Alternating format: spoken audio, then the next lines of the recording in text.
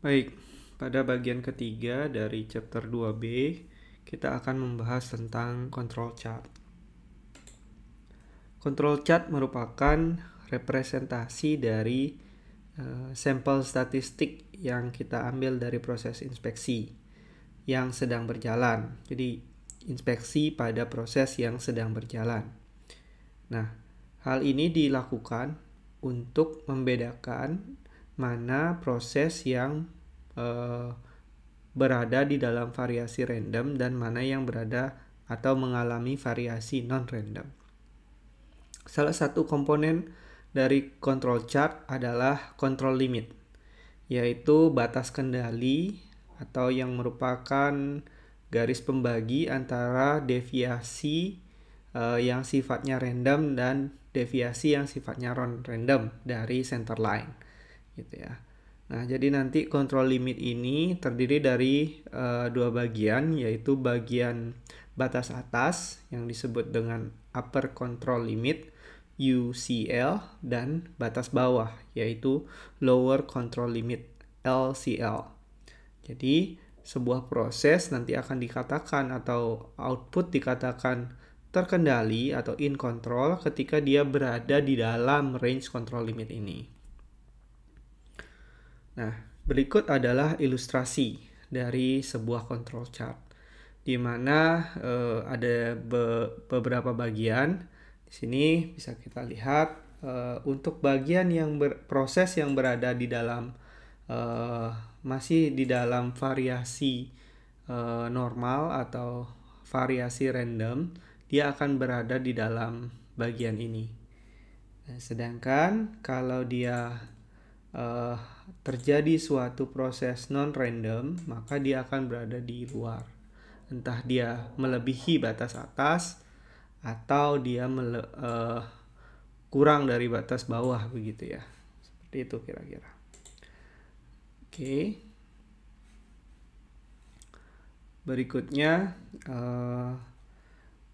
ketika kita mengasumsikan sebuah proses itu berdistribusi normal seperti ini,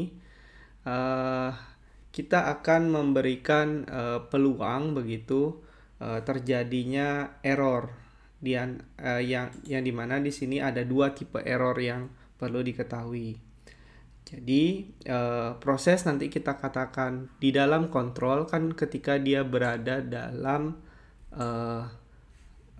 area di dalam kurva ini ya. Nah, di luar dari kurva tersebut, kita mengatakan proses tersebut tidak normal, begitu ya. Nah, oleh karena itulah, di sini ada dua peluang error yang bisa terjadi dengan kondisi tersebut, yaitu yang disebut dengan kesalahan atau error tipe pertama atau type 1 error dan kesalahan tipe kedua atau type 2 error. Nah, apa itu type 1 error? Type 1 error itu adalah sebuah kesalahan di mana kita mengambil kesimpulan bahwa sebuah proses itu tidak dalam kontrol atau kita berasumsi dalam proses ini terjadi disrupsi atau terjadi variasi yang disebabkan oleh sesuatu yang tidak dalam variasi normalnya, begitu. Padahal sebenarnya sistemnya ya baik-baik saja, gitu. Jadi di situ kita mungkin akan kalau kita sebagai manufaktur berarti kita akan beresiko untuk mengecek sistem kita kenapa ya. Kemudian kita melakukan pengecekan yang detail padahal sebenarnya ya tidak terjadi permasalahan apa-apa. Nah, jadi type 1 error itu menyimpulkan bahwa suatu sistem itu not in control ya. Padahal sebenarnya dia masih dalam kontrol. Nah, kesalahan tipe 1 ini sering dikenal dengan manufacturer risk seperti tadi ya. Jadi resiko dari manufaktur karena ya dia perlu ngecek sistemnya padahal sistemnya tidak apa-apa. Oke, berikutnya ada type 2 error, yaitu kita mengambil kesimpulan bahwa sistem ini in control. Jadi sistem kontrol kita menyatakan bahwa sistemnya baik-baik saja, padahal sebenarnya sedang terjadi disrupsi atau varians yang di luar batas normal, begitu ya. Jadi bisa saja kita dalam hal ini beresiko misalkan contohnya kita melakukan inspeksi terhadap barang yang reject begitu ya. Jumlah rejectnya masih di bawah normal begitu ya. Jadi kita menerima barang tersebut. Padahal sebenarnya mungkin saja bisa jadi karena sampel yang kita ambil kurang banyak dan sebagainya.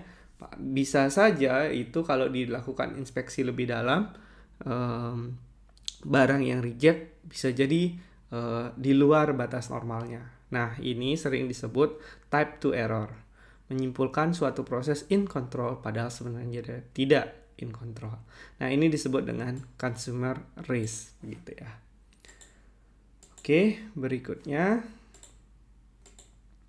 Ini sudah tadi. Nah, jadi ketika kita melakukan inspeksi, itu setiap sampel itu sebenarnya dicek berdasarkan distribusi normalnya. Di mana upper control limit dan lower control limit menentukan seberapa besar kita terjadi peluang error tersebut. Baik. Nah, berikutnya nanti kita akan belajar terkait control chart. Karena untuk setiap tipe variabel yang kita ingin amati, itu punya tipe control chart tersendiri yang bisa digunakan. Jadi sebagai pengantar, ini saya akan menginformasikan bahwa terdapat di sini kita akan pelajari dua kategori control chart, yaitu berdasarkan control chart yang dibagi berdasarkan data yang diukur atau data yang dihitung. Maksudnya bagaimana? Data yang diukur itu biasanya skala pengukurannya bilangan reals, misalkan saya mau mengecek proses ini apakah sesuai dengan standar waktu penyelesaian prosesnya atau tidak. Nah, itu kan diukur waktunya. Ataupun kalau kita punya barang, kita menginspeksi, sesuai spek panjang kali lebarnya sudah tepat atau belum. Nah, kan diukur panjangnya lebarnya berapa. Nah, kalau yang satunya lagi yaitu data yang dihitung, artinya contohnya begini. Misalkan kita menerima barang dalam jumlah batch. Jadi kita mau mengecek, seberapa besar porsi batch ini yang defect. Nah, itu kan berarti kita hitung berapa jumlah yang defect dari barang tersebut. Ada juga kalau misalkan di industri jasa begitu ya, sebuah service dinilai dari banyak atau sedikitnya jumlah tiket laporan terhadap komplain terhadap jasa yang dihasilkan tersebut. Nah, jadi kan jumlah tiket laporannya itu dihitung. Nah, jadi ada dua tipe control chart yang kita akan pelajari.